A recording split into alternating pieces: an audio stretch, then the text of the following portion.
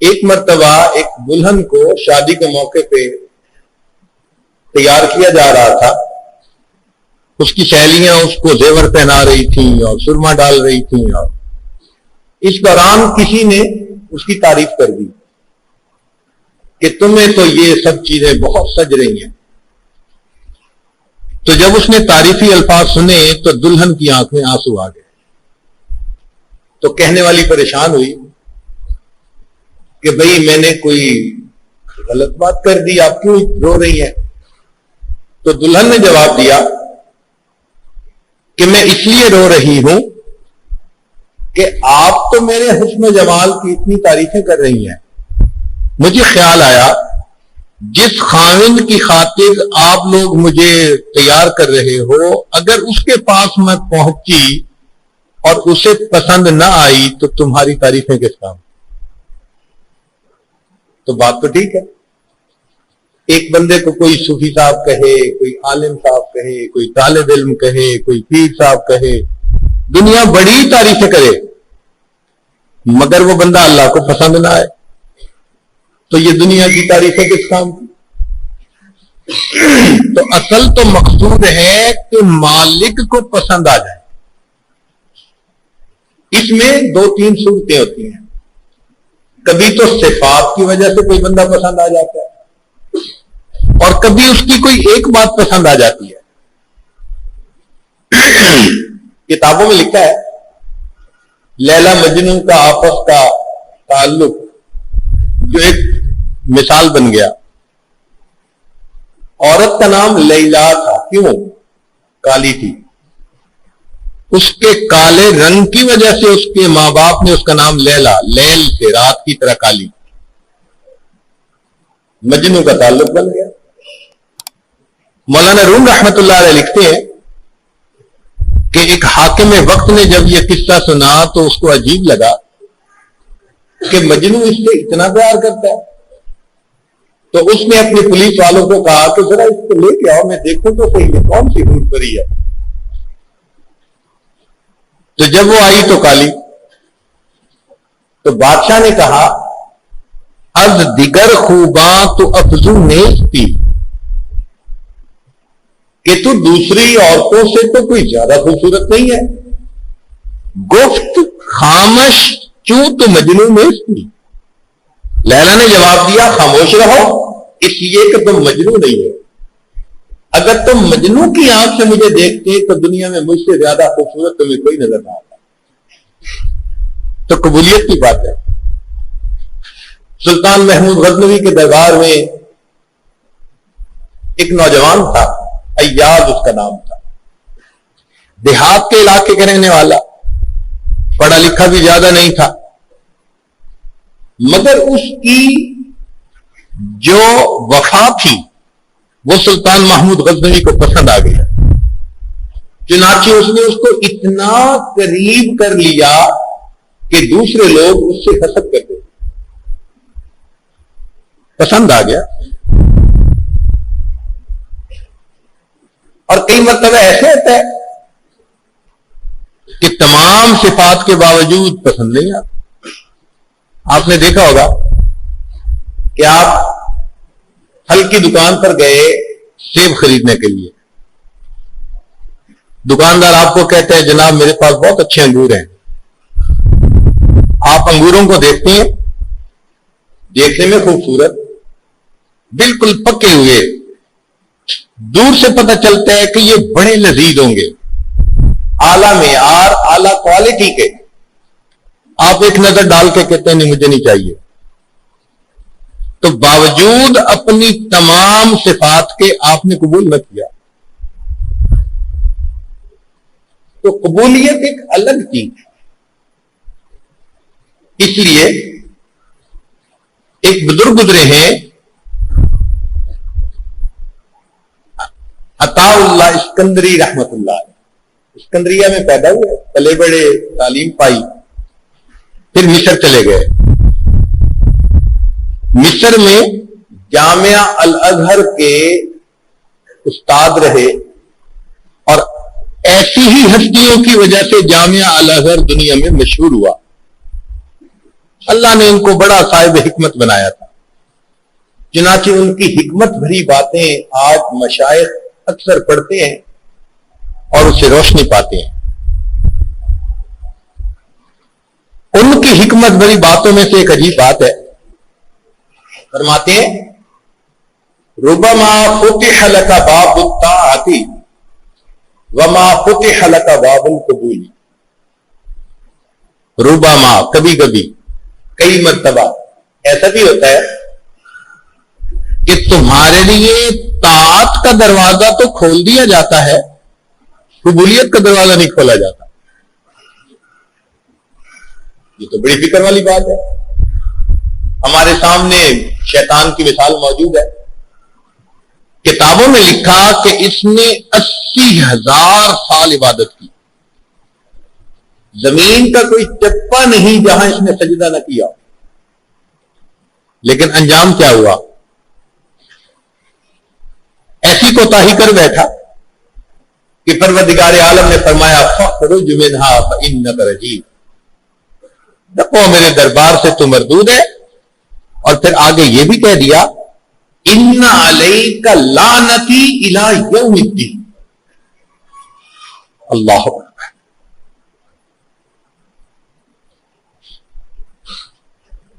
چنانچہ فرماتے ہیں لیس کل طاعت سبیلا الی مثوبۃ اللہ ورضوان، ہر طاعت اور نیکی اللہ تعالی کی طرف سے ثواب اور رضا کا راستہ نہیں پاتی۔ کتنی نیکی ہیں جو کرتا ہے بندہ مگر رد کر دی جاتی ہے، مختلف وجوہات ہوتی ہیں۔ اس لیے فرماتے ہیں ایک تیسری بات، لا عبرت بالطاعت، اس نیکی کا کوئی اعتبار نہیں اذا لم یصحبها قبول، جس کے ساتھ قبولیت نہ ہو۔ تو نیکی اللہ کے ہاں قبول ہو تو پھر اس کا اعتبار، ورنہ اعتبار نہیں۔ اب یہ تو بہت ہی فکر مند ہونے والی بات ہے نا، سچی بات اگر کی جائے نا تو ہمارے اعمال اس معیار کے نہیں کہ اللہ کے ہاں قبول ہو پائے۔ امام ربانی مجدد ثانی رحمت اللہ علیہ نے ایک عجیب تحقیق لکھی ہے، ذرا دل کے کانوں سے سننے والی بات ہے۔ وہ فرماتے ہیں کہ انسان جتنا بھی خشوع و خضوع سے عمل کر لے، یکسوئی سے عمل کر لے، ہمارے تمام اعمال اللہ تعالی کی شان کے پردوں سے نیچے رہ جاتے ہیں۔ وَهُوَ سُبْحَانَهُ وَتَعَالَى وَرَاءُ الْوَرَاءِ ثُمَّ وَرَاءُ الْوَرَاءِ ثُمَّ وَرَاءُ الْوَرَاءِ، وہ پروردگار، اس کی شان اس سے بھی بلند ہے، اس سے بھی بلند ہے، اس سے بھی بلند۔ ہم کس کھیت کی گاجر مولی ہیں؟ ہمارے سردار امام الانبیاء، امام الرسل، حضرت محمد مصطفیٰ احمد مجتبی صلی اللہ علیہ وسلم، انہوں نے ارشاد فرمایا ما عبدناک حق عبادت، اے اللہ ہم نے آپ کی ایسی عبادت نہیں کی جیسی عبادت کرنے کا حق تھا۔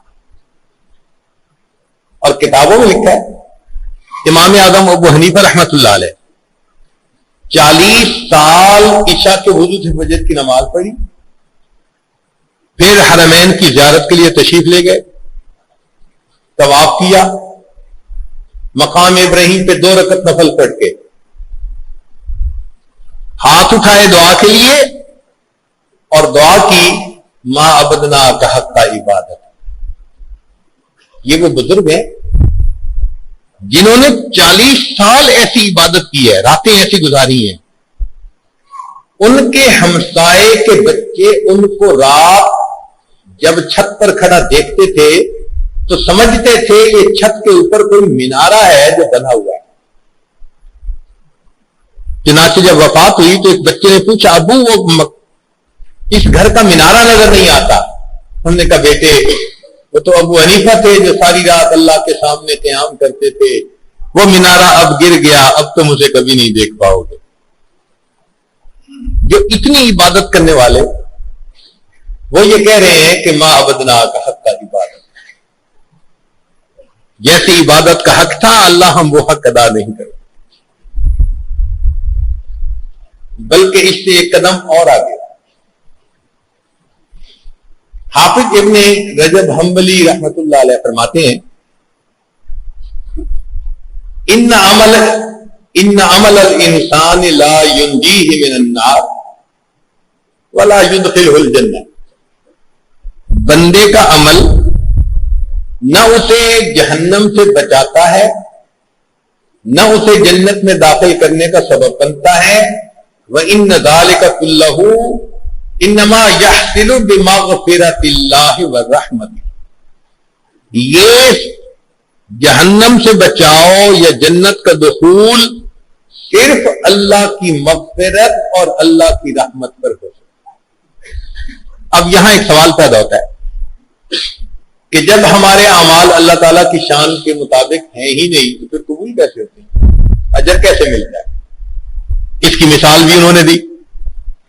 امام ربانی مجدد ثانی رحمۃ اللہ فرماتے ہیں، بات بڑی عجیب کہی، وہ فرماتے ہیں کہ آپ اپنے بچے کو پہلے دن مدرسے چھوڑ کے آئے،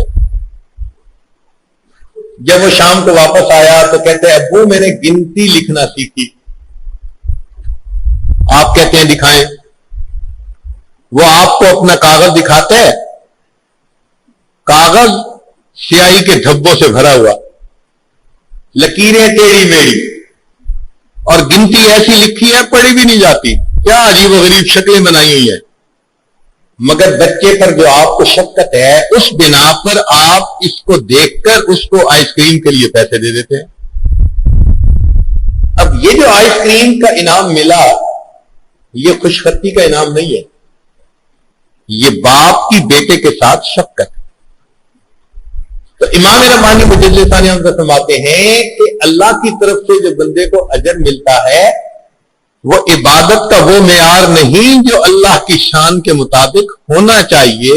ہاں، ان اللہ بالناس لرؤوف الرحیم، اللہ تعالیٰ بندوں پر رؤوف اور رحیم ہے، اپنی رحمت اور رافت کی وجہ سے بندہ جیسا بھی عمل کرتا ہے وہ مالک اس کو اجر عطا فرما دیتا ہے۔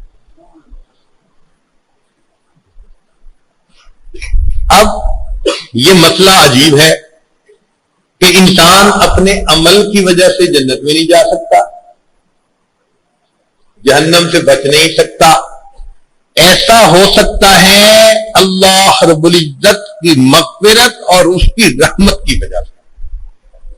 چنانچہ بعض اسلاف نے کہا الآخرت اما عفو اللہ او النار، کہ آخرت یا تو اللہ کی طرف سے بخشش ہے یا پھر جہنم میں جانا، والدنیا اما عصمت اللہ او الہلکہ، اور دنیا یا تو اللہ کی طرف سے پردہ پوشی ہے یا پھر بندے کے لیے ہلاکت۔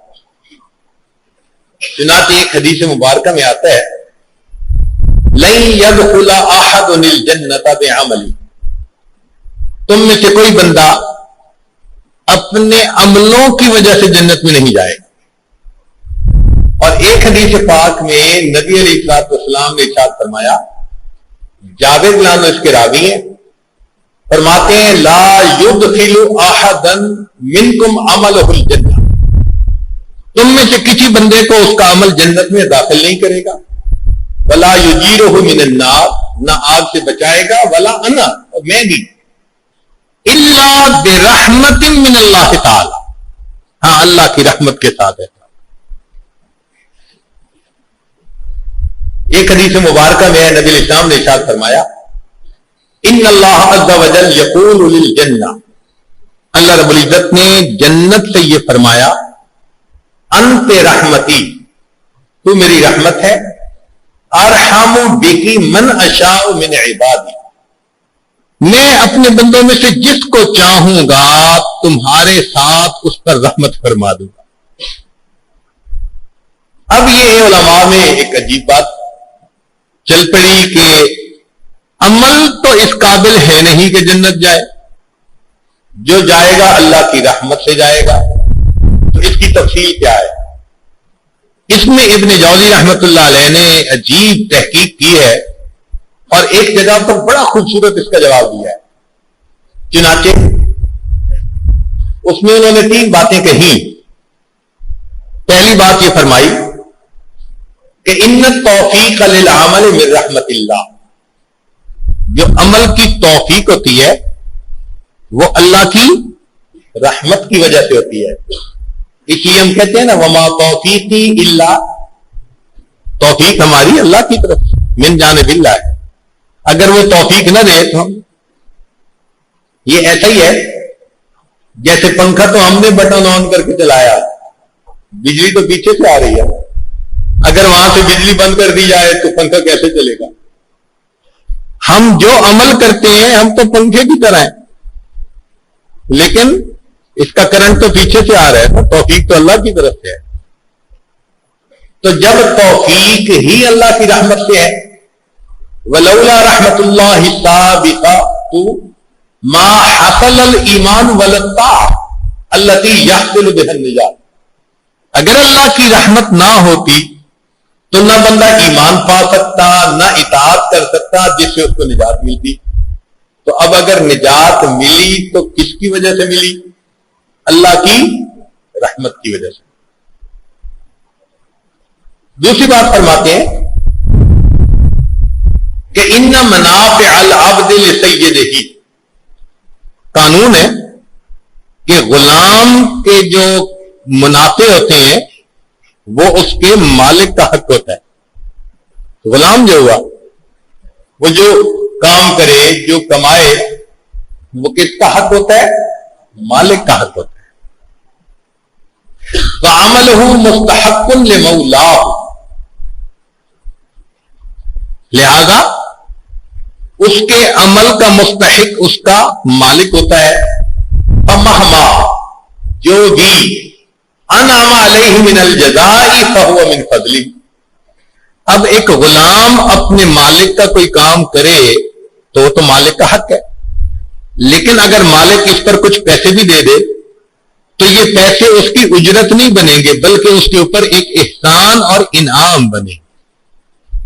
اب ہم غلام سے بھی ایک قدم آگے، اللہ کی ملک ہے، اللہ تعالی ہمارا مالک ہے، حق ہے اس کا ہمارے اوپر کہ ہم اس کی عبادت کریں۔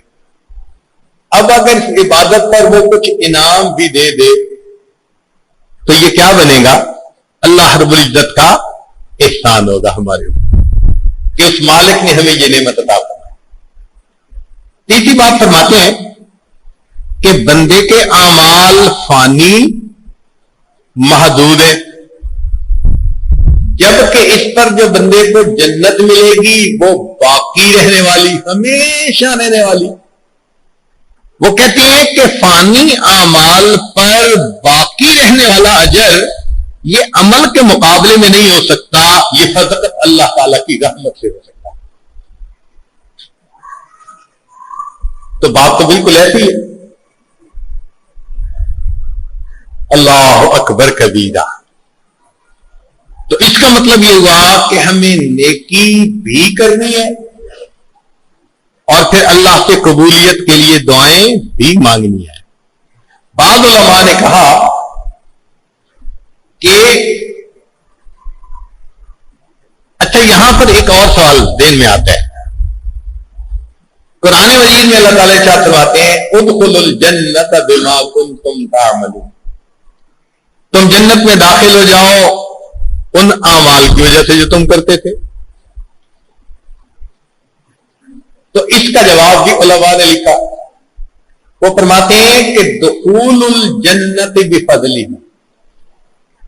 جنت میں دخول اللہ کے فضل سے ہوگا، وَدَرَجَاتُهُ بِحَسَبِ الْأَعْمَالِ، اور جنت کے جو درجات ہوں گے یہ اعمال کے مطابق ہوں گے۔ وَلِكُلٍّ دَرَجَاتٌ مِّمَّا عَمِلُوا، تو درجے اس کے مطابق ہوں گے۔ اور سچی بات تو یہ ہے کہ اللہ تعالیٰ عملوں کے باوجود کسی بندے کے تمام اعمال کو رد کر دے، اس کا اختیار ہے۔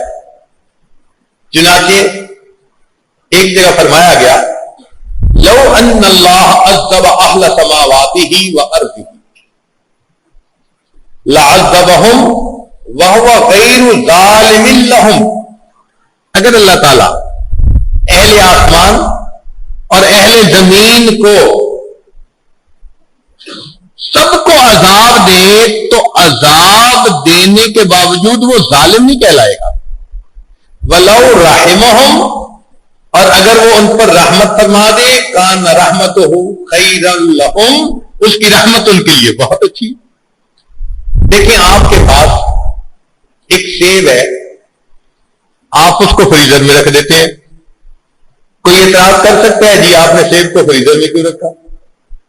اچھا آپ پکانے کے لیے اس کو آگ پہ چڑھا دیتے ہیں، کوئی کہہ سکتا ہے جی آپ کتنے ظالم ہیں، سیب کو آپ نے آگ پہ چڑھا دیا؟ ہر بندہ کہے گا بھائی میری ملک ہے تو میرا اختیار ہے، میں اس کو فریزر میں رکھ کے تیار کروں یا میں اس کو چولہے میں رکھ کے تیار کروں۔ تو جیسے ہم مالک ہیں اور ہمیں اختیار ہے، اللہ تعالیٰ کا اختیار ہمارے بارے میں ایسا ہی ہے، لیکن وہ کریم ہے، وہ مہربان ہے، لہذا وہ اپنے بندوں کے ساتھ رحمت کا معاملہ فرما دیتا ہے۔ لہذا بندے کو فکر مند رہنا چاہیے، ناز نہیں آنا چاہیے۔ یہ ساری باتیں کیوں کہی گئی کہ کئی مرتبہ عبادت کی وجہ سے، نیکی کی وجہ سے بندے کے اندر میں آ جاتی ہے، خود پسندی آ جاتی ہے، عجب آ جاتا ہے، تکبر آ جاتا ہے۔ ذاکر بھی ہے، شاغل بھی ہے، تہجد پڑھنے والا، نیک بننے والا، وہ پھر دوسروں کو حقارت کی نظر سے دیکھنا شروع کر دیتا ہے، عام لوگوں کو کم درجے کا بندہ سمجھنا شروع کر دیتا ہے، اپنے آپ کو ان سے اعلیٰ سمجھنا شروع کر دیتا ہے۔ اب وہ جو دماغ میں خناس بھر گیا نا عجب خود پسندی کا، اس کا علاج یہ کیا گیا، فرمایا گیا کہ خود پسندی کی ضرورت نہیں ہے، مت اپنی خوشیوں پہ پھولے پھرو کہ ہم تو بڑے نیک ہیں۔ اصل معاملہ قبولیت کا ہے، اور جب قبولیت کا معاملہ آئے گا تو بندے کے اندر عجب آ ہی نہیں سکتا، وہ عمل بھی کرے گا اور اوپر اللہ کو بھی ڈرے گا کہ مالک قبول کرو، روتا پھرے گا۔ تاہم اعمال کی قبولیت کی کچھ علامات ہیں جن سے یہ پتہ چلتا ہے کہ ہمارا یہ عمل اللہ کے ہاں قبول ہو جائے گا یا نہیں ہو جائے گا۔ یہ بہت دلچسپ بات کہ ہر بندے کو اندازہ ہو جائے کہ میرا کون سا عمل اللہ کے ہاں قبولیت پائے گا یا نہیں پائے گا۔ چنانچہ من علامات قبول الاعمال، اعمال کی قبولیت کی علامات، ان میں سے سب سے پہلی بات موافقت العمل لما جاء به الشرع وصحت به السنت، بندے کا عمل شریعت کے مطابق ہو، سنت کے بالکل مطابق، یہ پہلی شرط ہے۔ اگر ایسا نہیں تو بھلے جتنے مرضی خلوص سے عمل کرتا پھر یہ قبول ہی نہیں۔ اچھا کبھی کسی کا جی چاہے جی آج بڑا طبیعت کی کیفیت بنی ہوئی ہے، فجر کی رکعتیں 2 کی جگہ 4 پڑھتا ہوں، تو کیا نماز قبول ہو جائے گی؟ اب پڑھی تو اس میں رکعتیں ہی ہے نا، مگر نہیں قبول، کیوں کہ شریعت کے خلاف۔ نبی علیہ السلام نے ارشاد فرمایا من احدث فی امرنا ھذا ما لیس منہ فہو رد، جس نے ہمارے اس دین میں ایسی چیز پیدا کی جو نہیں، یعنی بدعت، فہو رد، اس کو رد کر دیا۔ تو ہم اس بات کے پابند ہیں، اس کو کہتے ہیں میزان للاعمال فی ظاہرہا، ظاہر میں اعمال کی کسوٹی، اعمال کا میزان۔ لہذا کسی بھی عمل کو دیکھنا ہو تو اس کو دیکھیں گے کہ سنت کے مطابق ہے یا نہیں، اگر ہے تو یہ قبولیت پا سکتا ہے، اور اگر نہیں تو قبولیت ممکن ہی نہیں۔ ہم نے دنیا میں دیکھا بعض لوگوں کو کسی کمپنی کی بنی ہوئی چیزیں اچھی لگتی ہیں نا تو وہ کمپنی کی مہر دیکھتے ہیں لگی ہوئی ہے یا نہیں. جب کمپنی کی مہر دیکھ لیتے ہیں کہ فلاں کمپنی کی بنی ہوئی چیز ہے تو وہ اس کو لے لیتے ہیں. بالکل اسی طرح قیامت کے دن انسانوں کے اعمال اللہ رب العزت کے سامنے پیش ہوں گے اور فرشتے وہاں موجود ہوں گے. وہ ایک ایک عمل پر دیکھیں گے سنت کی مہر لگی ہے یا نہیں لگی. جس عمل پر سنت کی مہر لگی قبول, مہر نہیں لگی ریجیکٹ, ہمیں نہیں چاہیے. اس لیے ہر چھوٹے اور بڑے عمل میں سنت کے مطابق کام کرنا, ہر کام کو سنت کے مطابق کرنا. حتیٰ کہ اگر بیت الخلاء بھی سنت کے مطابق چلا گیا تو اس پر بھی اللہ اس کو اجر عطا فرمائے گا. تو ظاہر میں میزان کہ انسان عمل کرے تو سنت کے مطابق کرے اور کام کرے تو اچھا کرے. ان یکون العمل حلالا طیبا, عمل حلال طیب پاکیزہ ہو. حدیث مبارکہ میں آتا ہے ان اللہ طیب لا یقبل الا طیبا, اللہ تعالیٰ خود بھی پاک ہیں اور پاک اعمال ہی قبول کرتے. اس لیے فرمایا یا ایھا الرسل کلوا من الطیبات واعملوا صالحا, نیک عمل ہی اللہ کے ہاں قبول. والعمل الصالح یرفعہ, جو نیک عمل ہوتا ہے وہی اوپر اللہ کی طرف لے جایا جاتا ہے. تو اس چیز کا ہم بڑا خیال رکھیں. حتیٰ کہ عبادات کے ساتھ اپنے کھانے پینے میں کمانے میں طیب مال پاکیزہ کھانا, ہر چیز میں اس کا خیال رکھیں. یہ نہیں ہوتا کہ نفلیں عبادتیں تو خوب کر لی اور معاملات کا خیال ہی نہ رکھا, حرام کا مال استعمال ہو رہا ہے. یہ چیز قبول نہیں ہوتی. حدیث مبارکہ میں آتا ہے سعد رضی اللہ عنہ کو نبی علیہ السلام نے نصیحت فرمائی اور ایک عجیب بات فرمائی, یا سعد اطب مطعمک, اے سعد اپنا کھانا پاکیزہ کر لے, تکن مستجاب الدعوتی, اللہ تعالیٰ تمہیں مستجاب الدعوات بنا دے گا. اب یہ حدیث پاک میں نبی علیہ السلام کا فرمان طبرانی شریف کی روایت ہے کہ تو اپنا کھانا پاکیزہ کر لے, اللہ تعالیٰ تجھے مستجاب الدعوات بنا دے. اور اگر پیٹ میں حرام ہو یا اوپر کپڑا حرام ہو تو جتنا مرضی رو رو کے دعائیں مانگتا پھرے, دعائیں اللہ کے یہاں قبول ہی نہیں ہوتی. تو پاکیزہ چیزوں کا اور اعمال کا ہونا ضروری, اور اس کے اثرات ہوتے ہیں.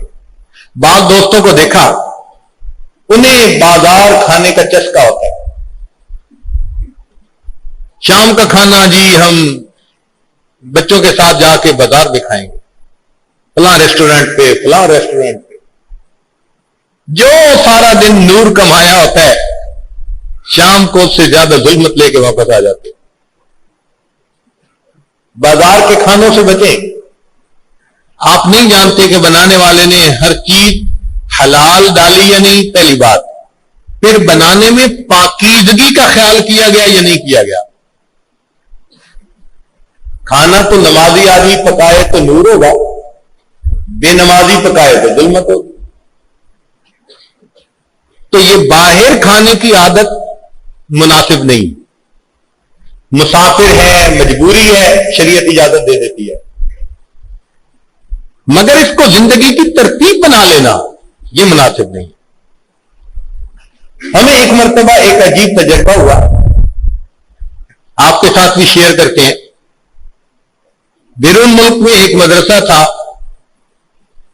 اس میں ایک طالب علم آیا جو ایک ڈاکٹر کا بیٹا تھا. اسکول کے اندر 8ویں 9ویں کلاس میں پڑھتا تھا. اتنا ذہین بچہ کہ ہر کلاس کے اندر وہ پورے اسکول میں ٹاپ کرتا تھا. حتیٰ کہ اس کا نام پریزیڈینشل ایوارڈ کی لسٹ میں شامل کیا گیا کہ صدارتی انعام ملے گا اس بچے کو. اتنا ذہین، آئی کیو لیول اس کا اتنا اچھا، بڑا شارپ بچہ تھا. پڑھنا شروع کیا.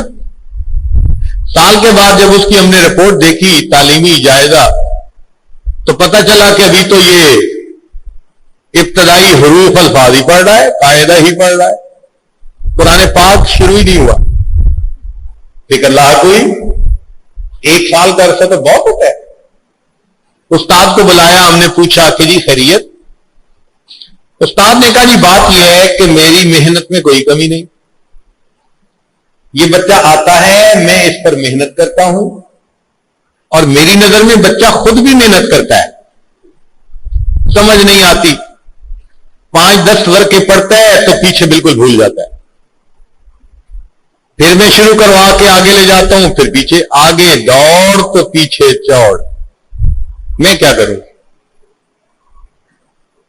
اب ہماری پریشانی گھٹنے کی بجائے الٹا بڑھ گئی. ہم نے طالب علم کو بلایا، بھئی آپ بتائیں کہ آپ کا کام آگے کیوں نہیں بڑھ رہا؟ طالب علم نے کہا جی کہ میں بہت ذہین بچہ ہوں، ہر کلاس میں ٹاپ کرتا ہوں، میں یہاں جب پڑھنے آتا ہوں تو میں وقت ضائع نہیں کرتا. استاد سبق دیتا ہے، میں پڑھنا شروع کر دیتا ہوں. مجھے خود سمجھ میں نہیں آتی، میری طبیعت میں عربی سے مناسبت نہیں، قرآن سے مناسبت نہیں، یا کیا مسئلہ ہے، میں آگے پڑھتا ہوں پیچھے بھول جاتا ہوں. چنانچہ ہم نے ایک میٹنگ رکھی، اس بچے کے ساتھ الگ بات کر کے پوچھا کہ بچہ یہ بتاؤ کہ تمہیں کھانے میں کیا کیا چیزیں پسند ہیں، کیا کھاتے ہو؟ لو جی بچے نے کھل کے بتایا، مجھے میکڈونلڈ کی چکن نگٹس بہت اچھے لگتے ہیں، اور مجھے پیزا ہٹ کا پیزا بھی بڑا اچھا لگتا ہے، اور مجھے فلاں ریسٹورنٹ کے پوٹیٹو چپس بڑی اچھی لگتی ہیں، اور مچھلی کے کباب فلاں جگہ. اس نے تو کوئی 8-10 انٹرنیشنل ملٹی نیشنل جو ہوتی ہیں نا اس قسم کی کمپنی، ان کے نام بتائے. پتہ چلا کہ معاملہ یہ تھا کہ ڈاکٹر صاحب سارا دن مصروف رہتے تھے. انہوں نے زندگی کا ایک لائف سٹائل بنا لیا تھا. شام کو آتے تھے، 20 بچوں کو گاڑی میں ڈالا، آؤٹنگ بھی ہو گئی، اور اس گھومنے پھرنے میں وہ ان جگہوں سے اپنی طرف سے حلال چیزیں کھاتے تھے. پوٹیٹو چپس ہیں، فش ہے، پیزا ہے، اس قسم کی چیزیں. اب ہمیں بات سمجھ میں آئی کہ کیوں مناسبت پیدا نہیں ہو رہی. ہم نے ٹیچر پیرنٹ میٹنگ کال کر لی، والدین کو بلا لیا، والدین کے سامنے بات رکھی کہ جی دیکھیں 1 سال آپ کا بچہ پڑھتا رہا، رزلٹ 0. ہمارے استاد کا بھی وقت ضائع ہوا، آپ کے بچے کا بھی وقت ضائع ہوا، اور ہمیں اس میں امپروومنٹ کی گنجائش نظر نہیں آتی. اب آپ کے سامنے 2 صورتیں ہیں، یا تو اپنے بچے کو آپ یہاں سے لے جائیں، خود پڑھائیں، اور اگر یہیں پڑھانا ہے تو وعدہ کریں کہ آج کے بعد بچے کو باہر کا کھانا نہیں کھلائیں گے. اب بات تو ذرا کڑوی سی تھی لیکن ہم نے کر دی. وہ سوچ میں پڑ گئے. ہم نے کہا ڈاکٹر صاحب آپ کی بیوی مسلمان ہے، نمازی ہے، وہ گھر میں کھانا پکائے اور بچے کو جو چاہو کھلاؤ. وہ کہنے لگے جی کہ نہیں، ہم بچے کو یہاں سے نکالنا تو نہیں چاہتے، ہم وعدہ کرتے ہیں کہ ہم باہر کا کھانا نہیں کھلائیں گے. انہوں نے وعدہ کر لیا. بچے نے اگلے سال پھر قاعدہ پڑھنا شروع کر دیا. اللہ کی شان، 1 سال کے اندر اس بچے نے پورے قرآن مجید کو مکمل پڑھ لیا. یہ جو باہر کے کھانے ہیں نا، یہ روحانیت کو تباہ کر کے رکھ دیتے ہیں، ہمیں تو اندازہ ہی نہیں نہ ہوتا. تو بہرحال یہ بات تو ضمناً آ گئی. نبی علیہ السلام نے ارشاد فرمایا، یا سعد، اے سعد، اطب مطعمک، تو اپنے کھانے کو پاکیزہ کر لے، تکن مستجاب الدعوتی، اللہ تعالیٰ تجھے مستجاب الدعوات بنا دیں گے جب پیٹ میں حلال ہوگا، زبان سے نکلی فریاد اللہ کے ہاں قبول ہو جائے۔ تو یہ پہلی علامت ہے کہ ہم اس کے ذریعے اپنے عمل کو پرکھ سکتے ہیں کہ کیا یہ قبولیت کے قابل ہے یا نہیں۔ تو پہلی نشانی کیا ہوئی؟ موافقت العمل لما جاء به الشرع وصحت به السنت، کہ وہ عمل شریعت کے مطابق ہو، سنت کے مطابق ہو، حلال پاکیزہ معاملہ۔ اس کو کہتے ہیں میزان للاعمال فی ظاہرہا، ظاہر میں اعمال کی کسوٹی۔ اچھا، ایک باطن میں بھی کسوٹی ہے، جیسے یہ ظاہر میں کسوٹی ہے نا کہ سنت کے مطابق، ایک باطن میں بھی ہے میزان، میزان للاعمال فی باطنہا۔ وہ کیا ہے؟ ابتغاء وجہ اللہ بالعمل، کہ آدمی اس عمل کے ذریعے اللہ کی رضا چاہے۔ آپ نے حدیث مبارکہ پڑھی ہوگی، انما الاعمال بالنیات، اعمال کی صحت قبولیت کا دار و مدار اس کی نیت کے اوپر، چنانچہ نیت کا ٹھیک کرنا یہ بھی میزان۔ چنانچہ کتنے نیک عمل ایسے ہوں گے نیت کی خرابی کی وجہ سے رد کر دیے جائیں۔ حدیث مبارکہ میں آتا ہے کہ قیامت کے دن سب سے پہلے 3 بندوں کو جہنم میں ڈالا جائے گا، ان میں سے ایک عالم ہوگا، ایک شہید ہوگا، اور ایک خرچ کرنے والا مخیر آدمی ہوگا۔ تینوں کے اعمال نیک ہوں گے مگر نیت دنیا کی واہ واہ ہوگی۔ فرمایا جائے گا فقد کی، وہ کہا جا چکا، فرشتوں کو حکم ہوگا ان کو اونچے منہ جہنم کے اندر گرا دے گا۔ تو یہ دوسرا پوائنٹ کہ نیت خالصہ ہو، صحیحہ ہو۔ اگر نیت میں فرق ہوا تو عمل قبولیت سے خارج ہو جائے گا۔ اسی لیے قرآن مجید میں جگہ جگہ اللہ کی رضا، اللہ کی رضا، اس کا تذکرہ کیا گیا۔ إِلَّا ابْتِغَاءَ وَجْهِ رَبِّهِ الْأَعْلَى وَمَثَلُ الَّذِينَ يُنْفِقُونَ أَمْوَالَهُمُ ابْتِغَاءَ مَرْضَاتِ اللَّهِ وَمَا تُنْفِقُونَ إِلَّا ابْتِغَاءَ وَجْهِ اللَّهِ۔ حدیث مبارکہ میں یہ بھی طبرانی شریف کی روایت ہے، ان اللہ لا يقبل من العمل، اللہ تعالیٰ عمل کو قبول نہیں کرتے، الا ما كان خالصا، مگر جو خالص اللہ کے لیے ہو، وابتغی بہ وجہہ، اور اس عمل سے اللہ کی رضا چاہی جائے، وہ عمل قبول ہوگا۔ الا للہ الدین الخالص۔ چنانچہ مطرف بن عبداللہ فرماتے ہیں صلاح القلب بصلاح العمل، دل کی اصلاح اچھے عمل سے ہوتی ہے، وصلاح العمل بصلاح النیت، اور عمل کی اصلاح نیت کے ٹھیک ہونے سے ہوتی ہے۔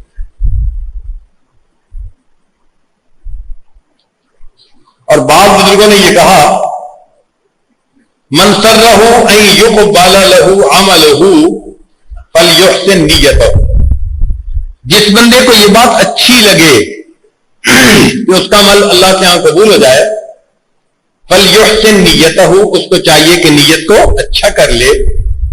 فإن اللہ عز وجل، بے شک اللہ تعالی یأجر العبد، بندے کو اجر دیتے ہیں، اذا حسنت نیتہ حتی باللقمہ، اگر اس کی نیت ٹھیک ہو حتیٰ کہ بیوی کے منہ میں لقمہ ڈالنے پر بھی بندے کو اجر عطا فرماتے ہیں۔ اتنا چھوٹا سا عمل بھی اللہ کے لیے کیا، اس پر بھی اجر۔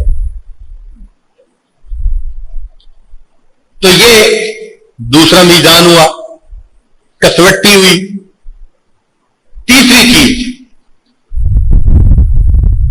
زیادت الاعمال والترقی فی الاحوال، یہ تیسری نشانی کہ عمل قبولیت کے قابل ہے یا نہیں، اس کا پتہ چل جاتا ہے کہ انسان کو اس عمل کے اندر کیفیت ملتی ہے، سکون ملتا ہے، خشیت ہوتی ہے اس عمل کے اندر، وہ دل کی کیفیت بتا دیتی ہے کہ ہاں یہ عمل میرا قبول ہو جائے گا۔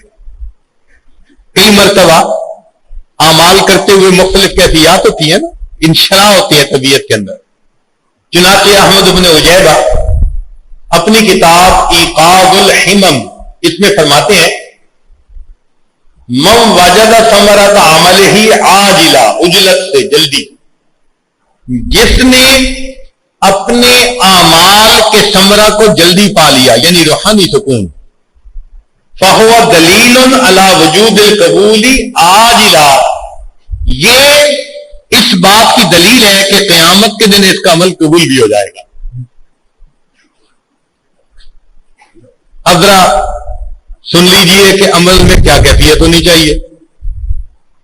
چنانچہ لکھتے ہیں فَمِنْ عَلَائِمِ قبول اللہ لِصَلَاةٍ، قبولیت کی علامت جو ہے نا اللہ کی طرف سے نماز میں کیا ہوتی ہے، ان یشعر المصلی فیہا بلذت الاقبال علی اللہ، کہ نماز پڑھنے والا نماز میں یوں محسوس کرتے ہیں جیسے وہ اللہ کے سامنے ہی کھڑا ہے۔ ان تعبد اللہ کأنک تراہ فإن لم تکن تراہ فإنہ، تو نماز میں ایسی کیفیت کئی دفعہ ہوتی ہے کہ بندہ بالکل یوں محسوس کرتے ہیں کہ جیسے میرا مولا مجھے دیکھ رہا ہے، اللہ کے سامنے ہوں، میں اللہ کے حضور کھڑا ہوں۔ یہ کیفیت کا نماز میں ہونا اس بات کی دلیل ہے یہ اللہ کے ہاں قبول۔ فرماتے ہیں من علائم قبول اللہ لتلاوت القرآن، اگر انسان تلاوت قرآن کر رہا ہے اس میں کون سی وہ کیفیت ہے کہ جس پر بندہ فیل کرے کہ ہاں میری یہ تلاوت قبول؟ فرماتے ہیں ان یشعر انہ ماثل بین یدی اللہ، اس کو یہ شعور حاصل ہو کہ میں اللہ کے سامنے بیٹھا اللہ سے باتیں کر رہا ہوں، محو گفتگو ہوں۔ یہ کیفیت جب تلاوت کی ہو نا کہ میں سنا رہا ہوں میرا مولا سن رہا ہے۔ حدیث مبارکہ میں آتا ہے کہ لوگ گانے والی باندی کا گانا اتنے غور توجہ سے نہیں سنتے جتنا تلاوت قرآن کرنے والے کی تلاوت کو اللہ رب العزت غور توجہ کے ساتھ سنا کرتے۔ تو ہم بھی تلاوت اس طرح سے کریں۔ پھر لکھتے ہیں من علائم قبول اللہ لمناسک الحج، جو انسان حج کرتا ہے تو اس میں قبولیت کی نشانی کیا؟ ان تقطعہ عن مشاغل الدنیا وہمومہا، کہ جب وہ وہاں ارکان کر رہا ہو، حج کے مناسک ادا کر رہا ہو، تو پھر دنیا کے مشاغل اور ہموم سے اس کا دل بالکل خالی ہو جاتا ہے اور اپنے اللہ کے ساتھ واصل ہو جاتا ہے۔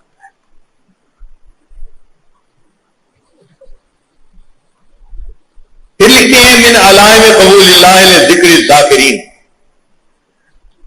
کہ جو ذاکرین ذکر کرتے ہیں ان کے ذکر کی قبولیت کی علامت کیا؟ ان تم بعثل یقظۃ الی مراقبۃ اللہ فی قلوبہم، ان کے دل میں بیداری پیدا ہو جاتی ہے مراقبہ میں۔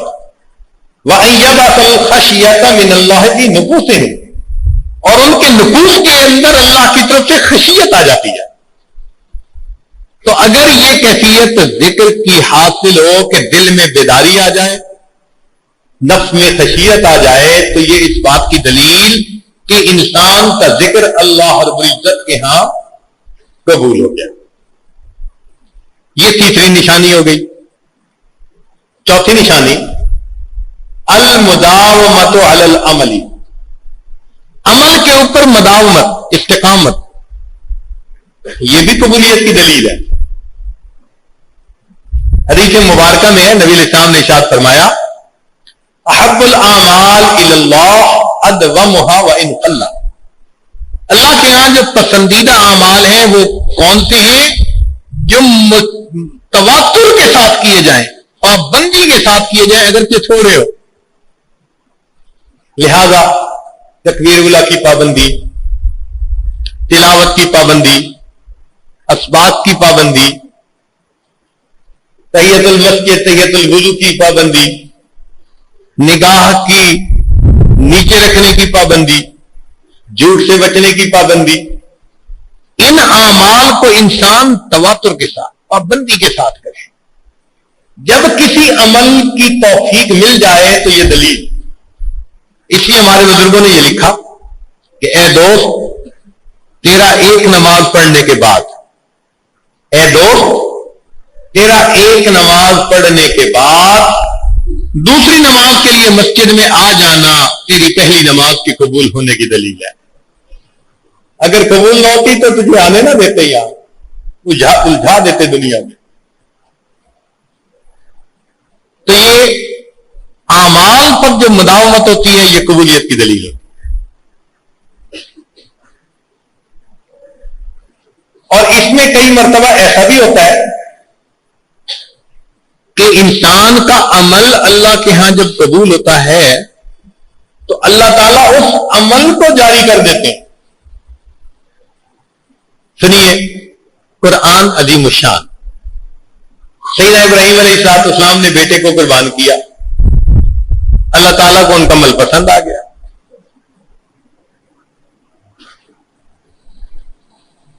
اللہ تعالیٰ کو وہ عمل ایسا پسند آیا کہ اللہ تعالیٰ نے خوشی کا اظہار بھی فرمایا اور اس عمل کو آنے والوں میں جاری بھی فرما دیا۔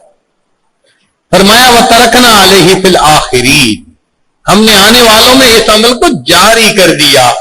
سلام علی ابراہیم، ابراہیم تجھ پر سلامتی ہو، ابراہیم تجھے شاباش ہو، ابراہیم تم جیتے رہو۔ ہم اپنی زبان میں دعا دیتے ہیں نا خوش ہو کے بچے کو، اور تمہیں شاباش، بالکل یہی معنی ہے سلام علی ابراہیم، ابراہیم تم پر سلامتی ہو، تمہیں شاباش، تم نے کیسا اچھا عمل کیا، ہمیں عمل اتنا پسند آیا، ہم نے تمہارے عمل کو قیامت تک کے لیے جاری کرنا۔ ہر سال عید الاضحیٰ آتی ہے اور سیدنا ابراہیم خلیل اللہ کی قربانی کی یاد پوری کی پوری امت ہمیشہ تازہ کرتے ہیں۔ تو یہ جو ہوتے ہیں نا عمل کا جریان آگے کے لیے ہو جانا، یہ قبولیت کی دلیل ہوتی ہے۔ چنانچہ دیکھیں کتابیں لکھنے والوں نے تو بہت لکھی، لیکن امام بخاری رحمت اللہ علیہ نے بخاری شریف لکھی۔ اللہ کے ہاں کیا قبولیت ہوئی کہ آج دنیا میں کوئی آدمی عالم کہلا نہیں سکتا جب تک کہ وہ بخاری شریف کو نہ پڑھے۔ قبولیت ہے اللہ کی۔ اللہ رب العزت کی طرف سے فقہ حنفی کو قبولیت ملی، سبحان اللہ۔ امام اعظم ابو حنیفہ رحمت اللہ علیہ، ان کا تقوی، ان کا خلوص اللہ کو پسند آیا، چنانچہ ان کی فکر دنیا میں اتنی پھیلی، سبحان اللہ۔ آپ ذرا غور کریں، پاکستان میں فقہ حنفی پہ عمل ہوتا ہے، برابر میں ہندوستان میں جو مسلمان فقہ حنفی پہ عمل کرنے والے، اور پاس والا ملک فقہ حنفی پہ عمل کرنے والے، ماوراء النہر کے جتنے ممالک ہیں، ازبکستان، قزاقستان، کرغیزستان، تتارستان، بشکیرستان، سارے کے سارے فقہ حنفی پہ عمل کرنے والے۔ اور آگے جائیے تو بوسنیا، فقہ حنفی پہ عمل کرنے والے۔ چائنا کی طرف آ جائیں تو چائنا میں جو مسلمانوں کا علاقہ ہے کتائی کا، فقہ حنفی پہ عمل کرنے والے۔ اور آگے بڑھیں تو ترکی میں فقہ حنفی پہ عمل کرنے والے، اور آگے جائیں تو شام میں فقہ حنفی پہ عمل کرنے والے۔ سبحان اللہ، کیا اللہ نے قبولیت عطا فرمائی۔ ایک مرتبہ سوڈان کے ایک عالم ملے، وہ عدالت میں جج بھی تھے، کئی سفر میں اکٹھے ہو گئے، جہاز میں ادھر ادھر کچھ بات چیت ہوتی رہی، تو ان سے کوشچن پوچھا میں نے کہ آپ کے ہاں کس فقہ کے مطابق اعمال ہوتے ہیں؟ انہوں نے عجیب جواب دیا، کہنے لگے کہ ہمارے ہاں عبادات فقہ مالکی کے مطابق ہوتی ہیں، امام مالک کے فتویٰ پر ہوتی ہیں، لیکن ہمارے ہاں جو عدالتوں کے اندر مقدمات ہیں وہ فقہ حنفی کے مطابق ہم اس کو طے کریں۔ میں نے پوچھا وہ کیوں؟ کہنے لگے کہ پوری دنیا میں عدالتی نظام کے تحت جو مضبوط فقہ امام اعظم ابو حنیفہ رحمۃ اللہ علیہ نے پیش کی، اس کا جواب پوری دنیا میں کہیں۔ اس عاجز نے اس بات سے یہ محسوس کیا کہ شاید یہ ان کے اپنے تاثرات ہوں، لیکن اگلی بات سنیں، مصر جانے کا موقع ملا۔ مصر میں جامعہ الازہر کے ایک بڑے شیخ، ان سے اسی طرح کا کوشچن پوچھ لیا گیا، تو انہوں نے جواب میں پتہ کیا فرمایا؟ کہنے لگے کہ یہاں پر عبادات تو امام شافعی کے مسلک پر کی جاتی ہیں، لیکن ہمارے ہاں عدالتوں کے مقدمات کے تمام فیصلے فقہ حنفی کے مطابق کی جاتے ہیں۔ جب دو طرف سے یہ بات ویریفائی ہوئی تب دل میں بات آئی کہ اللہ، یہ معاملہ آپ کے ہاں قبولیت ہے۔ سبحان اللہ۔ بعض لوگ سمجھتے ہیں کہ جی فقہ حنفی کو قبولیت ملی اس لیے کہ امام ابو یوسف رحمۃ اللہ علیہ چیف جسٹس بن گئے تھے ہارون رشید کے زمانے میں۔ حالانکہ ہارون رشید کے زمانے میں علماء کی ایک جماعت کو بھیجا گیا صد سکندری ڈھونڈنے کے لیے، دیوار چین سمجھ لو۔ اس نے واپس آ کر جماعت نے بتایا، ہم جہاں بھی گئے ہم نے وہاں کے لوگوں کو فقہ حنفی کے اوپر عمل کرتے ہوئے دیکھا۔ حکومت کی جماعتیں بعد میں جا رہی ہیں اور اللہ کی طرف سے قبولیت کا خیر پہلے سے پہنچا ہوا ہے۔ یہ قبولیت ہوتی ہے۔ سبحان اللہ، اللہ اکبر کبیرہ۔ اچھا دیکھیے، مدارس تو بہت ہیں، ہزاروں، لیکن ایک مدرسہ دارالعلوم دیوبند، اللہ نے اس کے علمی فیض کو قبول کر لیا۔ اتنا فیض دنیا میں پھیلا ہے کہ بندہ تصور نہیں کر سکتا۔ چنانچہ اس عاجز کو دین کی نسبت سے الحمدللہ ثم الحمدللہ 40 یا 50 سے زیادہ ملکوں میں سفر کی توفیق نصیب ہوئی۔ امریکہ دیکھا، افریقہ دیکھا، مشرق دیکھا، مغرب دیکھا، وہ علاقے بھی دیکھے، 6 مہینے دن اور 6 مہینے رات۔ وہ علاقے بھی دیکھے جن کو کہتے ہیں رشیا، برفانی علاقے۔ ٹریول کرنے کا موقع ملا، سڑک کے دائیں بھی برف ہے، کئی فٹ بڑی گہری، اور بائیں بھی برف ہے۔ نماز کے لیے رکنا پڑا۔ اب برف کو توڑ کر نیچے سے پانی نکال کے وضو کیا، اب جو برف کے اندر پانی پڑا ہوگا وہ کیا ہوگا؟ سبحان اللہ۔ برف کے اوپر چادر بچھا کے نماز پڑھی، لیکن اتنی سالڈ برف تھی کہ 2 رکعت ادا کرنے کے بعد جب چادر اٹھائی تو وہ گیلی نہیں ہوئی تھی۔ گیلی تو تب ہوتی نا جب برف پگھلتی، وہ پگھلی نہیں۔ اتنا ٹھنڈا سائبیریا کا علاقہ۔ ایک ایسے علاقے میں بھی جانے کا موقع ملا جہاں پر لوگوں کے گھر برف کے بنے ہوئے، دیواریں برف کی، چھت برف کی، دروازے برف کے، اور مزے کی بات کہ کھانے کے لیے جو ٹیبل لگایا گیا وہ بھی برف کا، اور مزے کی بات کہ کھانے کے لیے جو ٹرے استعمال ہوئی وہ بھی برف کی۔ لوگ ہزاروں ڈالر صرف کرتے ہیں وہاں جا کر انجوائے کرنے کے لیے۔ اللہ نے دین کی نسبت سے وہاں بھی ایک ایسی جگہ بھی پہنچایا جس کو کہتے ہیں اینڈ آف دی ورلڈ، دنیا کا آخری کنارہ۔ چنانچہ وہاں پر بہت بڑا ایک بورڈ لگایا گیا ہے اور لکھا گیا کہ دنیا کے سائنسدان متفق ہیں کہ یہ جگہ دنیا کا آخری کنارہ ہے۔ میں نے اپنے دوست سے کوشچن پوچھا کہ وجہ کیا ہے؟ انہوں نے کہا جی کہ سال میں ایک دن ایسا آتا ہے کہ سمندر کے کنارے اگر یہاں کھڑے ہو تو سورج ایک طرف سے آتا ہے غروب ہونے کے لیے اور غروب ہونے کے بجائے طلوع ہونا شروع ہو جاتا ہے۔ اس دن وہاں رات نہیں ہوتی۔ اس نظارے کو دیکھنے کے لیے لاکھوں لوگ وہاں جاتے ہیں، سیاح، اور اس کو دنیا کا آخری کنارہ کہا گیا۔ خیر،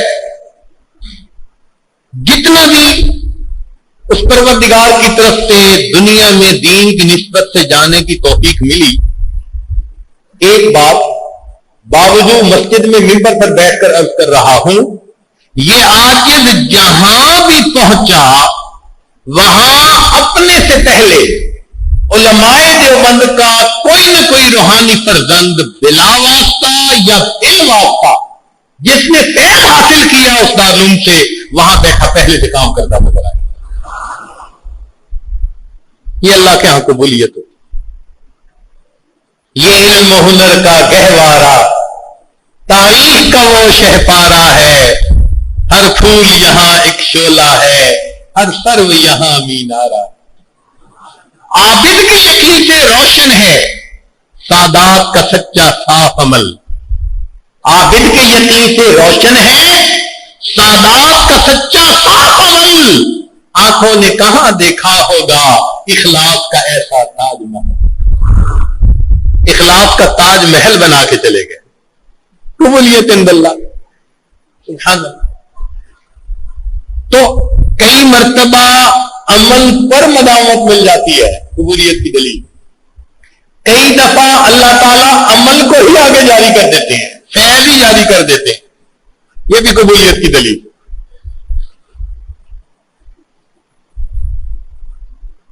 پانچویں نشانی التقوی،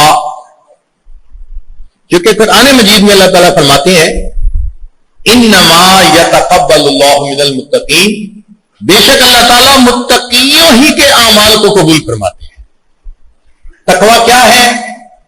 شریعت کے اوپر احتیاط کے ساتھ عمل کرنا۔ الحلال بین والحرام بین، حرام بھی واضح، حلال بھی واضح، درمیان میں مشتبہ چیزیں ہوتی ہیں، ان کو اللہ کے لیے چھوڑ دینا، اس کو تقوی کہتے ہیں۔ آج دنیا میں ہم بڑے احتیاط سے عمل کرتے ہیں۔ ذرا غور کیجئے گا، ایک آدمی نے ہوائی جہاز سے سفر کرنا ہے، آپ بات کریں تو کیا کہے گا؟ اور جی مجھے 4 بجے ایئرپورٹ پہ پہنچنا ہے، to be on the safe side میں 3:45 پہنچ جاؤں گا۔ اب یہ جو اس نے بات کہی نا، to be on the safe side, کہ میں احتیاط کروں گا، وقت سے پہلے پہنچ جاؤں گا۔ خاوند بیوی کو کہتا ہے میں نے 10 آدمیوں کو کھانے کی دعوت دی ہے، to be on the safe side آپ 15 کا کھانا بنا۔ تو دیکھا دنیا کے معاملات میں ہم to be on the safe side عمل کرتے ہیں نا۔ اس to be on the safe side کا عربی میں ترجمہ کیا جائے تو وہ تقویٰ بنے گا۔ ہمارے مشائخ دین کے اوپر عمل کرتے تھے to be on the safe side, احتیاط کے ساتھ عمل کرنا۔ تو جو بندہ شریعت پر اس طرح سے عمل کرے کہ احتیاط، وہ متقی کہلاتا ہے، اور ان کے اعمال اللہ رب العزت قبول فرماتے ہیں۔ تو یہ 5 علامات ہیں جن سے پتہ چل سکتا ہے کہ عمل قبولیت کے قابل ہے یا نہیں۔ تاہم پتہ کب چلے گا؟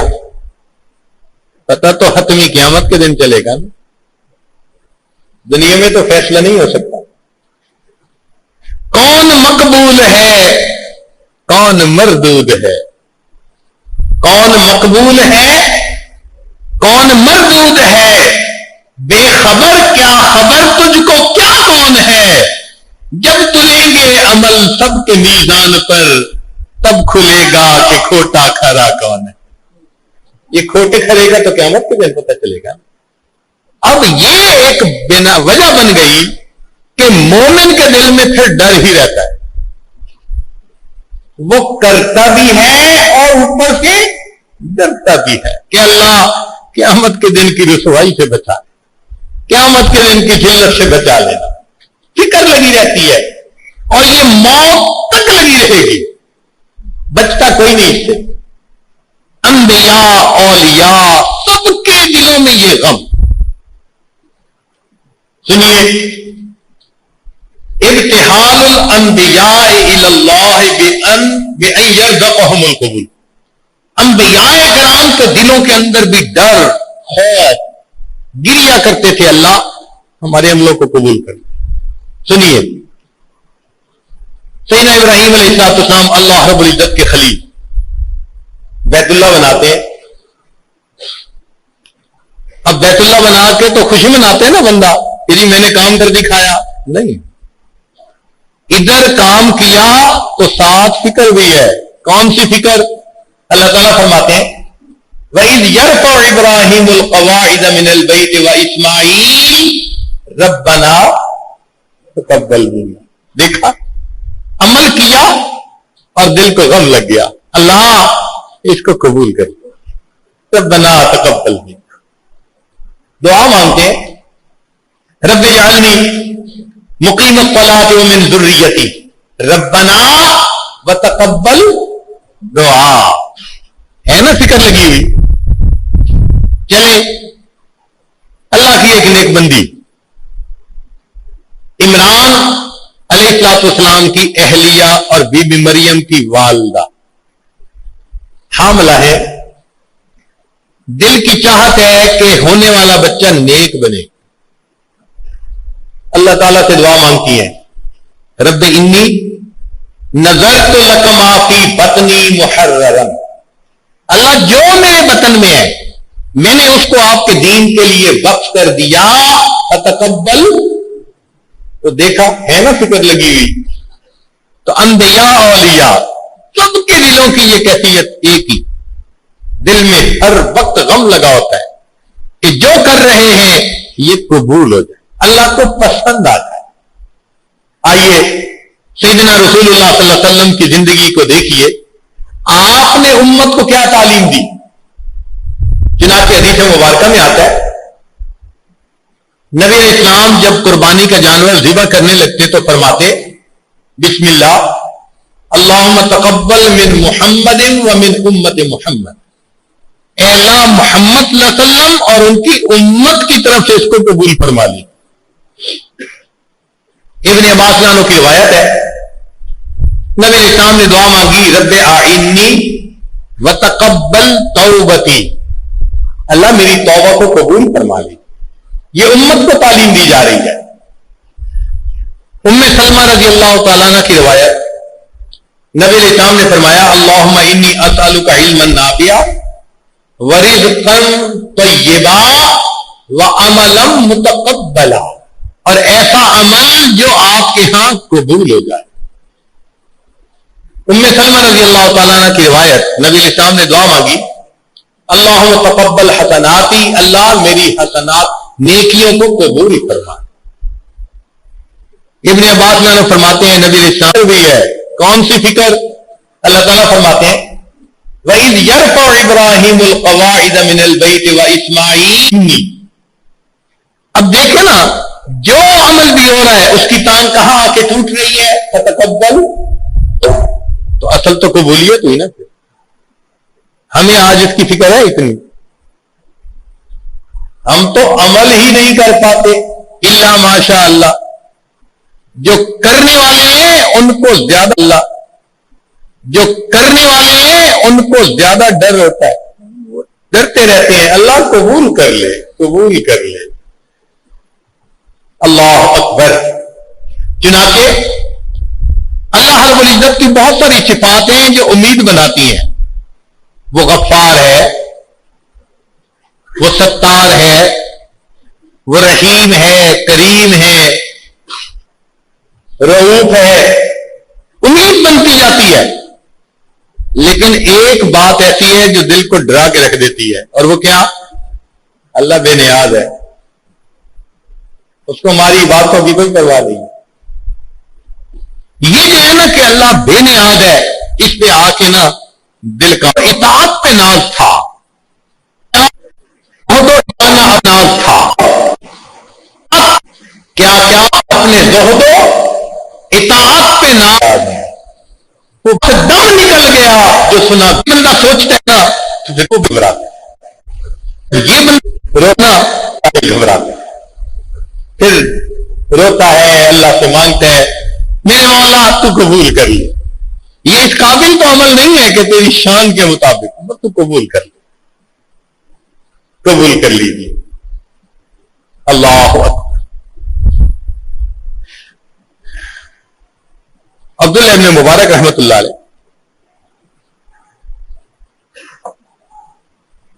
اتنے بڑے عالم تھے کہ امام مالک رحمۃ اللہ علیہ کے پاس جب جاتے تو وہ اپنی جگہ سے اٹھتے اور عبداللہ ابن مبارک کو وہاں بٹھاتے تھے. امام اعظم خلیفہ رحمۃ اللہ علیہ احمد بن حنبل مشرق اور مغرب کا عالم کہا کرتے تھے. محدثین نے لکھا کہ عبداللہ ابن مبارک ایسا بندہ نہیں دیکھا جس کو طلب حدیث کا اتنا شوق ہو. 8000 محدثین سے حدیث کا علم حاصل کیا. ان کے بارے میں محدثین نے لکھا امیر المؤمنین فی الحدیث. ایک وقت میں 40,000 طلباء ان سے پڑھتے تھے. اس زمانے میں ساؤنڈ سسٹم تو ہوتا نہیں تھا. وہ حدیث بیان کرتے، سننے والا آگے مکبر کی طرح. جو مجمع کے اندر آواز پہنچانے والے تھے ان کی تعداد 1200 ہوا کرتی تھی. 1200 بندے آواز پہنچاتے تھے. 1200 بندے آواز پہنچاتے تھے تو مجمع کتنا بڑا ہو. سلیمان بن یسار رحمۃ اللہ علیہ فرماتے ہیں کہ میں نے عبداللہ ابن مبارک رحمۃ اللہ کی زندگی کو بہت عرصہ قریب سے دیکھا، بہت عرصہ قریب سے دیکھا، اور میں اس نتیجے پر پہنچا. عرصہ قریب سے دیکھا اور میں اس نتیجے پر پہنچا کہ عبداللہ ابن مبارک رحمۃ اللہ علیہ صحابہ کو نبی اسلام کی صحبت کا شرف حاصل تھا جو عبداللہ ابن مبارک کو نہیں. اس کے سوا مجھے ان کی اور ان کی زندگی میں کوئی فرق نظر نہیں آتا. جس کے بارے میں محدثین ایسی بات کریں ان کے بارے میں آتا ہے جب آخری وقت آیا شاگردوں کو فرمایا، آخری وقت آیا شاگردوں کو فرمایا مجھے چارپائی سے اٹھا کے زمین پہ لیٹا. کی شاگردوں نے تعمیل کی. جیسے زمین پر لٹایا شاگردوں کی چیخیں نکل گئی. کیا ہوا؟ زمین کے اوپر رگڑنے لگے، آنکھوں میں آنسو تھے، داڑھی کے بال پکڑے ہوئے تھے، اور اللہ سے دعا مانگ کر یہ کہنے لگے اللہ عبداللہ کے بڑھاپے پر رحم کر.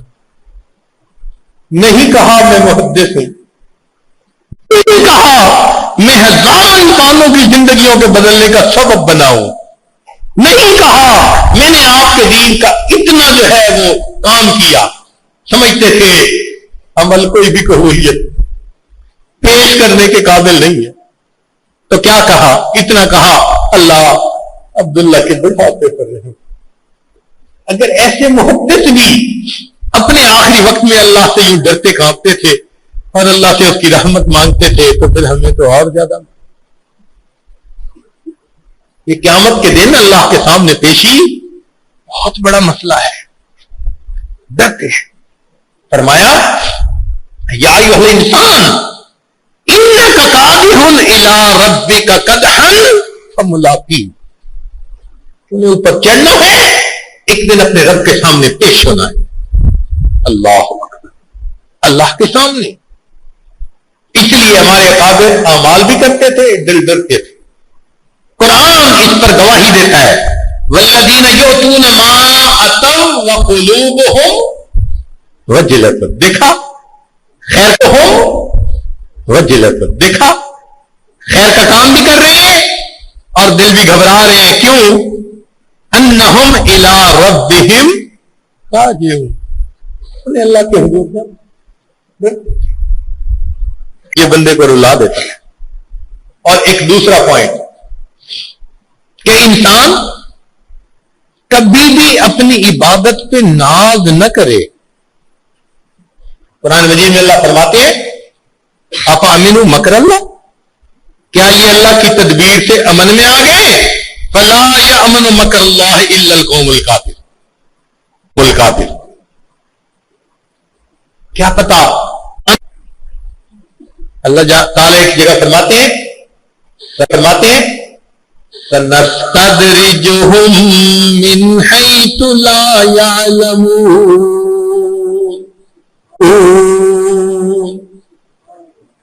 آہستہ آہستہ اتارتے ہیں بندے کو۔ مسواک کی پابندی چلی گئی، سنتوں کا اہتمام چلا گیا، تہجد کی پابندی چلی گئی، نگاہ کی پابندی چلی گئی، آہستہ آہستہ بندہ اپنی زندگی پکچتا ہے کہ آہستہ آہستہ نیچے اترتا تنزلی ہوتی اترتا تنزلی ہوتی اللہ اکبر واملی لہم ان کیدی متین، دل ڈرتا ہے اس بات۔ تو اس لیے بالخصوص طلباء، علماء، دین کا کام کرنے والے داعی حضرات دین کا کام بھی کریں مگر خود پسندی کے مریض بھی نہ بنے۔ یہ ذہن میں رکھے کہ یا ہمیں کیوں پتا۔ سنیے، دو واقعات سنا کے بات مکمل کرتا ہوں۔ بنی اسرائیل میں ایک بندہ گزرا ہے، اس کا نام تھا بلعم باؤ۔ 300 سال اس نے عبادت کی، 300 سال مستجاب الدعوات بن گیا۔ حدیث مبارکہ میں آتا ہے کہ جو دعا مانگتا تھا قبول ہوتی تھی۔ اب بتائیے 3 سال کی عبادت، مستجاب الدعوات کا مقام مل گیا، کیسا معاملہ؟ اللہ تعالیٰ فرماتے ہیں وَلَوْ شِئْنَا لَرَفَعْنَاهُ بِهَا وَلَكِنَّهُ أَخْلَدَ إِلَى الْأَرْضِ وَاتَّبَعَ هَوَاهُ، خواہشات کی پیروی کر بیٹھا۔ تو انجام کیا ہوا؟ اللہ فرماتے ہیں فَمَثَلُهُ كَمَثَلِ الْكَلْبِ، اس کی مثال کتے کی۔ جب یہ لفظ پڑھتے ہیں نا قرآن مجید کی تلاوت کرتے ہوئے، بالکل ایسے لگتا ہے جیسے سانس بند ہو گیا۔ یا اللہ، آخر اس بندے نے 300 سال تو سجدے کیے تھے نا، ہماری تو عمر بھی نہیں ہے۔ 300 سال سجدے کرنے والا، مستجاب الدعوات کے مقام پہ پہنچنے والا، اور انجام کیا ہو رہا ہے؟ اللہ قرآن مجید میں فرماتے ہیں فَمَثَلُهُ كَمَثَلِ الْكَلْبِ، اللہ، یہ چیز بندے کو ڈرا کے رکھ دیتی۔ پھر اپنی عبادتیں انسان کو خود پسندی میں مبتلا نہیں کر پاتی، میں ختم ہو جاتی ہے، بس انسان کے پاس عاجزی اور ساری رہ جاتی، وہ کرتا بھی ہے، ڈرتا بھی ہے، اللہ سے مانگتا بھی ہے۔ حضرت شیخ الحدیث رحمۃ اللہ علیہ نے مشہور واقعہ لکھا ہے، عبداللہ بن مسعود رحمۃ اللہ علیہ۔ کیا ہوا تھا؟ حافظ الحدیث تھے، حافظ قرآن تھے، لاکھوں شاگردوں کے روحانی استاد تھے، اپنے شاگردوں کے ہمراہ جا رہے ہیں، عیسائیوں کی بستی کے قریب سے گزرتے ہوئے صلیب پہ نظر پڑی، فقط دل میں خیال آیا کہ کتنے بیوقوف لوگ ہیں اللہ کے ساتھ شریک بناتے ہیں۔ اتنی سی بات پر اللہ طرف سے پکڑ کہ یہ تمہارے عقل کا کمال ہے یا ہمارے فضل کا کمال ہے یا ہمارے فضل کا کمال؟ جو سینے میں تھا سب نکل گیا۔ نماز پڑھنے کے لیے کنویں پر گئے، ایک عیسائی لڑکی پر نظر پڑی، دل میں جم گئی شکل۔ شاگردوں کو کہا تم جاؤ، میں اس کے والد سے بات کرتا ہوں، اس کے ساتھ شادی کر کے باقی زندگی یہی گزاروں گا. اس کے والد سے بات کی. اس نے کہا کہ آپ تو اجنبی ہیں ہمارے لیے, طریقہ کار یہ ہے کہ کچھ عرصہ یہاں رہیں, مناسبت ہو, پھر ہم چاہیں گے تو رشتہ کر دیں گے. ہماری شرط ہے کہ جب ہمارے پاس رہو گے تو ہمارے سور ہیں, سوروں کا ریوڑ ہے, تم اس ریوڑ کو سارا دن چلایا کرو گے. بات مان لی. اب روزانہ سوروں کا ریوڑ چرانے نکلتے ہیں اور لے کے واپس آتے ہیں. 1 سال گزر گیا. شبلی رحمت اللہ علیہ ملنے کے لیے آئے, جانتے تھے کہ میرے شیخ صاحب استقامت تھے, اللہ انجام برا نہیں کریں گے, بس ابتلا ہے, آزمائش آ گئی ان کے اوپر. لوگوں سے پوچھا کہ عبداللہ کا, ان کا کہیں سور چرا رہا ہوگا. جنگل میں گئے, دیکھا کہ وہی لباس, وہی مذاقتہ جس کے ساتھ کبھی جمعہ پڑھایا کرتے تھے, جمعے کا خطبہ دیا کرتے تھے, آج اسی مذاقتہ کے ساتھ سور چرا رہے. اللہ نے دکھا دیا تم ہدایت پر ہو, ہمارا فضل ہے. حضرت آپ قرآن کے حافظ تھے, یاد ہے قرآن؟ کہنے لگے بھول گیا. کوئی ایک آیت یاد ہو؟ سوچ کر کہنے لگے ہاں ایک آیت یاد ہے. کون سی آیت؟ وَمَن يُهِنِ اللَّهُ فَمَا لَهُ مِن مُكْرِمٍ. جسے اللہ ذلیل کرنے پہ آتا ہے اس کا کوئی نہیں. حضرت آپ حافظ الحدیث تھے, کوئی حدیث یاد ہے؟ بھول گیا. کوئی ایک, ہاں ایک یاد ہے, مَن بَدَّلَ دِينَهُ فَاقْتُلُوهُ, جو دین کو بدل دے اس کو قتل کر دیا. ایک آیت یاد رہی, ایک حدیث یاد رہی, باقی سب. اس پر شبلی رحمت اللہ علیہ روئے اور عبداللہ ابن اندلسی رحمت اللہ وہ بھی روئے, اور روتے روتے انہوں نے اللہ سے یہ فریاد کی, اللہ میں آپ سے یہ توقع تو نہیں کرتا تھا, میں منبر پہ کھڑے ہو کے خطبے دینے والا, مجھے آپ نے سوروں کے چرانے میں لگا دیا. اللہ میں یہ توقع تو نہیں. کرونا پسند آ گیا. اللہ رب العزت نے توبہ کی توفیق. میں نے اپنی زندگی میں دیکھا ایک آدمی کو, حافظ ہیں, قاری ہیں, عالم ہیں, بے انتہا خوبیاں اللہ نے ان کو دی, لیکن انہوں نے اپنا تخلص کامل رکھا. میں نے عرض بھی کیا کہ حضرت کچھ اور لفظ مناسب ڈھونڈ لیجیے. کہنے لگا نہیں, اللہ نے سب صفات دی ہیں. ان کا درس قرآن مشہور, درس حدیث مشہور, امام خطیب تھے, مگر خود پسندی ہلکی سی آ گئی تھی طبیعت. یہ خود پسندی ایسی لے بیٹھی کہ کچھ مسئلہ کسی مقتدی کے ساتھ چھوٹا سا بنا, کوئی اتنا بڑا بھی نہیں. وہ بڑھتے بڑھتے بڑھتے مسلح بھی گیا, خطابت بھی گئی, امامت بھی گئی, حتیٰ کہ ان کا دل اتنا لوگوں سے متنفر ہوا کہ انہوں نے رکشہ چلانا شروع کر دیا. میں نے اپنی زندگی کے 18 سال ان کو رکشہ چلاتے دیکھا. 18 سال دور حدیث کیا ہوا بندہ, رکشے پہ سواریوں کو یہاں لے جاتے تھے, رکشے پہ. اللہ اکبر. اگر اللہ نے دین کے کام کی توفیق دی تو یہ ہمارا کمال. اگر اللہ نے مدرسے میں آنے کی توفیق دی تو کس کا کمال ہے؟ یہ سب اللہ کا کمال ہے, اللہ کا کمال ہے. میں عجب خود ہے, اس کی جڑ کٹ جاتی ہے جب انسان سوچتا ہے پتہ نہیں یہ اعمال اللہ کے ہاں قبول ہوں گے یا نہیں. تو اللہ جانتا ہے. اللہ اکبر. ہماری مثال, اللہ اکبر. حرم شریف میں بیٹھے ہوئے ایک مرتبہ یہ آیت پڑھی, لقد انزلنا الیکم کتابا فیہ ذکرکم, کی گئی جس میں تمہارا ذکر ہے. تو دل میں خیال آیا کہ وہ ہمارا بھی ذکر ہوگا, پڑھے ذرا. تو پورے قرآن کی ایک ایک آیت کو اس نیت سے پڑھا کہ کون سی آیت حسب حال.